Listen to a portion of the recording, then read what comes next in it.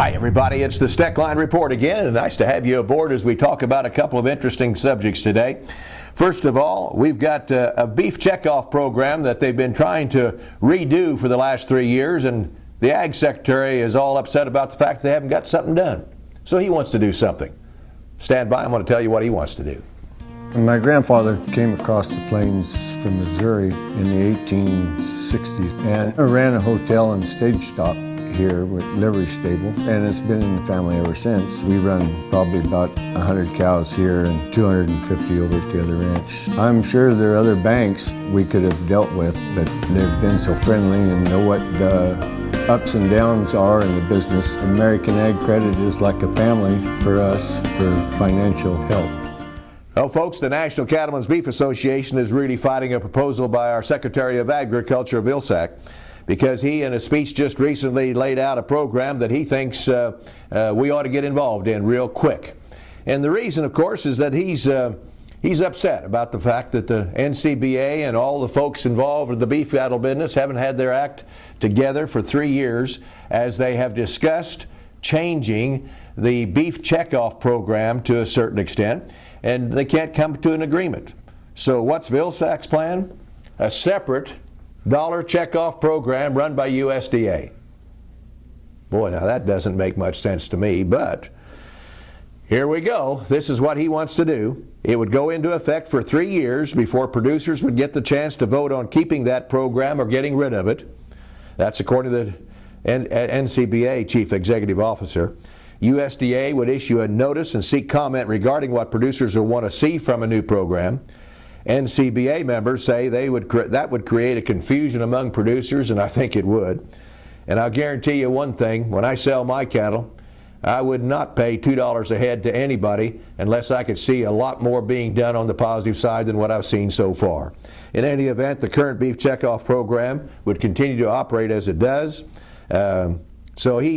NCBA and everybody else, well, of course, I shouldn't say everybody else, NCBA would like to have this $2 check off themselves. And quite honestly, I'm not sure that's going to ever happen because there's too many people opposed to the dollar a head checkoff program right now and what they're doing with it.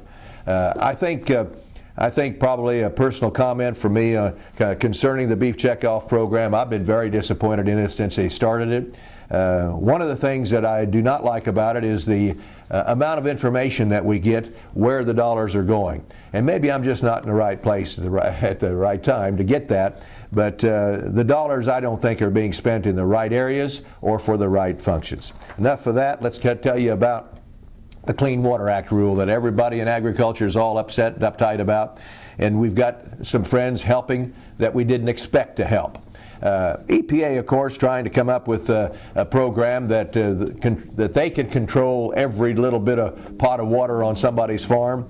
And now, here comes the Small Business Administration. Yes, the U.S. Small Business Administration asked the EPA administrator and the U.S. Army Corps of Engineers to withdraw the rule. And the reason? Because it hurts small businesses, according to them, and I think they're right. What is a farmer? A small business. And maybe some of them not so small. In any event, this has been a pain in our side for the last 6 to 12 months.